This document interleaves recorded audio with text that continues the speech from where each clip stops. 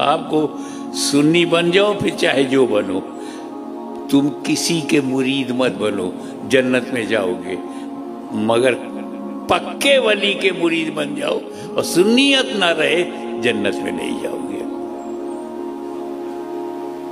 तो पीरी मुरीदी ये आपको जन्नत में नहीं ले जाएगी, सुन्नी अकीदा आपको ले जाएगा।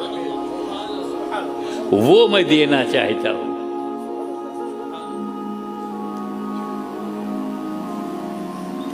सुन्नी है तो गौसे आजम का भी मदद मिलेगी, सुन्नी है तो गरीब नवाज की भी मदद मिलेगी, मखदूम अशरफ की भी मिलेगी, आला हजरत भी मदद करेंगे। और सुन्नी नहीं है तो न बगदाद वाला कुछ करेगा, न अजमेर वाला, और बरेली वाला तो डंडा मारेगा, क्योंकि वो तो सुन्नियत ही फैलाने आए थे, सुन्नियत ही बचाने आए थे।